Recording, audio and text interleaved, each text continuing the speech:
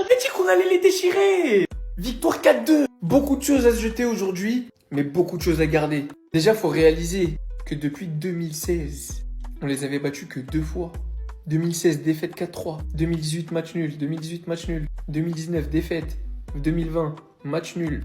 2020, on les a battus 3-0, 3-3, 2-1, 2-1. C'est fou. On peut dire merci.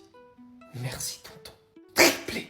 Il finit bien évidemment homme du match, MVP, totalement mérité, triplé dans un 4-2, bien aidé par ce monsieur. Mais j'aimerais mettre l'accent sur le match de Lamine Yamal. Et les buteurs, on s'en fout.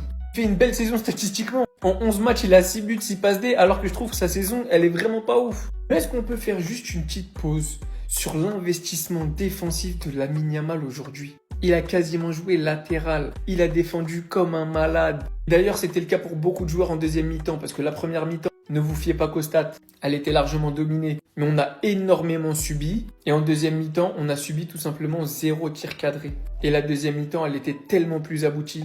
Et grâce à tous ces efforts défensifs de Lamine Yamal, de Rashford, de Fermin Lopez, de De Jong qui fait un match de malade au milieu, on revient plus qu'à 3 petits points.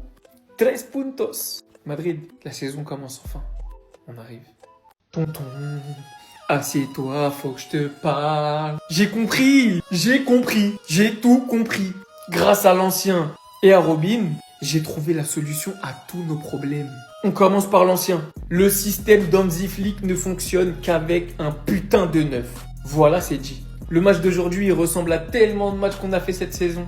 La seule et unique différence, c'est qu'on a marqué. Le système d'Hansi Flick est simple. Marquer plus de buts que l'adversaire.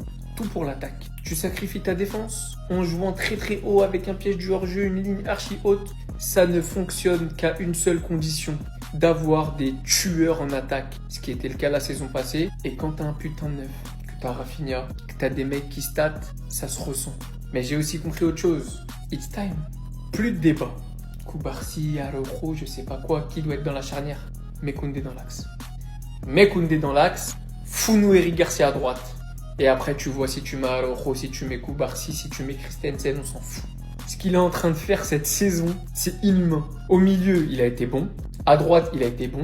Dans l'axe, il est bon. Il est déjà rentré à gauche, il est bon. Il est bon partout. Et bah, venez, on le met là où il est bon. Koundé, il est moins bon. On le rebascule en défense centrale. Et je suis sûr qu'en défense centrale, il sera très très bon. Et ça sera lui le patron de la défense. Je vous le dis, on fait ça, on optimise la défense. Et en attaque, maintenant, faut comprendre. Il risque de partir cet été. Va falloir payer. C'est tout. Julián Alvarez. C'est tout.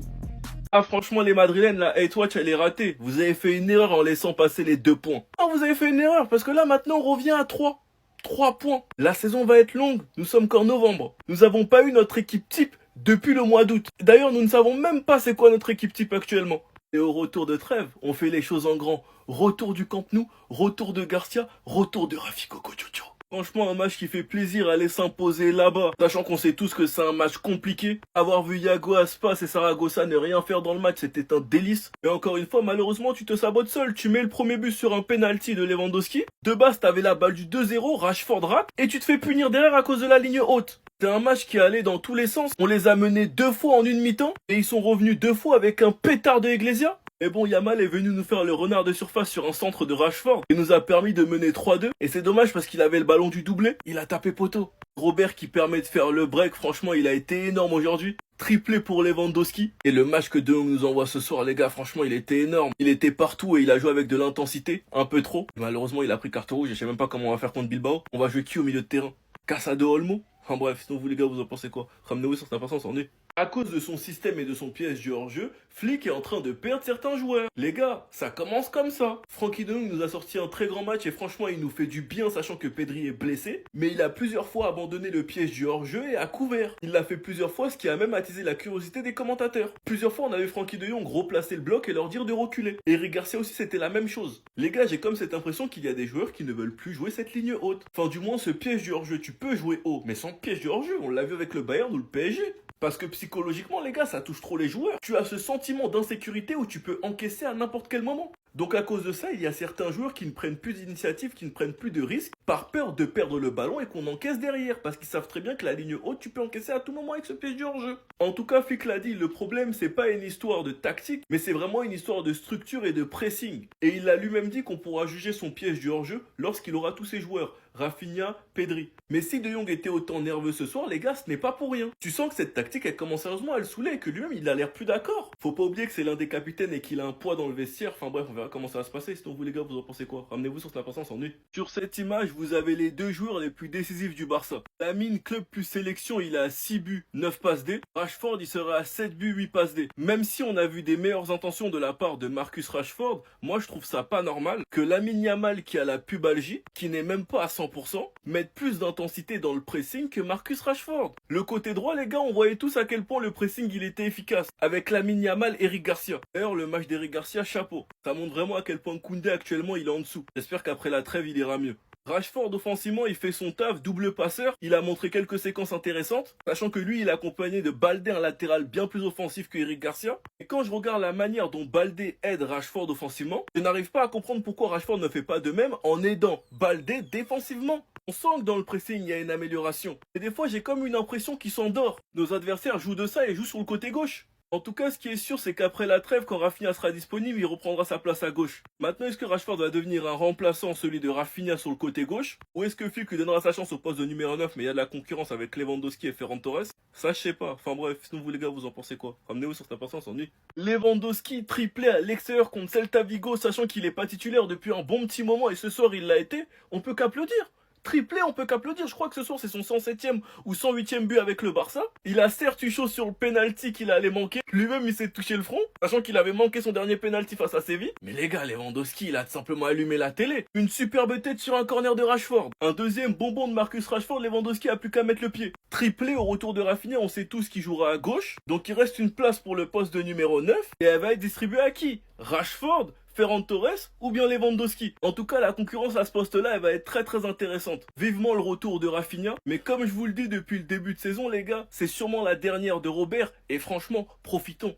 Les gars, profitons parce que quand il va partir, il va nous manquer. Et vraiment, j'espère de tout cœur que cette dernière saison sera récompensée par des titres. Surtout qu'en plus, il va retrouver le nouveau Camp Nou. La dernière saison où il a joué, on avait gagné la Liga, la Supercoupe et il était Pichichi. Enfin bref, Lewandowski ce soir c'est la grande classe et grâce à lui on recolle à 3 points. En tout cas, chapeau. Sinon vous les gars, vous en pensez quoi? Ramenez-vous sur cette importance en nu. En fait là, le Barça, jusqu'à quand vous allez continuer avec ça? Heureusement pour vous que devant vous marquez assez de buts pour vous en sortir. Parce que votre piège du hors-jeu à 2 balles là, depuis le début de la saison, on vous parle, vous comprenez pas. À chaque match du Barça, on a l'impression de voir les mêmes buts. Le premier but du Rayo Vallecano face à Bruges, combien de fois on a vu ce même but? C'est toujours pareil, ça c'est quel alignement ça? Regardez vous-même comment ils sont allés se regrouper sur le porteur du ballon. Et malgré ces problèmes d'alignement, Hansi Flick lui n'a pas l'air inquiet. Il a clairement dit en conférence de presse, le problème défensif c'est avant tout une question d'équipe. Nous devons mieux défendre dans les 30 derniers mètres et rester fidèles à notre philosophie. Voilà, rester fidèle à sa philosophie. Et c'est ça sa philosophie. Après je vais pas me plaindre à la place des Barcelonais, hein. Ils réussissent quand même à marquer. Là au moment où je vous parle, ils sont à 3 buts à 2. Tant que devant ils réussissent à planter plus de buts que l'adversaire, tout va bien dans leur vie. Et aujourd'hui ils ont un retour de Robert Lewandowski totalement en forme dans la compo titulaire. Premier but marqué sur penalty sur 7 mains. Et le deuxième but part d'un magnifique centre du pied droit de Marcus Rashford. Ça fait maintenant quelques matchs qu'on critique Marcus Rashford, mais sur ce match-là, les amis, il est juste injouable. Ah oui, sur son côté, il est juste injouable. Inguesa n'a pas réussi à l'arrêter sur cette première mi-temps-là. Le gars, il fait un centre et Robert Lewandowski surgit de nulle part. Il a réussi à se faire oublier des 3 défenseurs du Celta Vigo. Il a juste eu à placer son pied, but. Et pendant l'état additionnel de la première mi-temps, t'as Lamine Yamal qui vient de claquer le 3e but. Il qui a d'ailleurs été très discret tout au long de la première mi-temps, on le voyait pas trop. Après, j'ai envie de dire, il était pris par 2 joueurs du Celta Vigo, donc c'est normal. Cependant, il réussit encore une fois à être décisif. Il est sur 3 buts sur ses 3 derniers matchs, c'est énorme.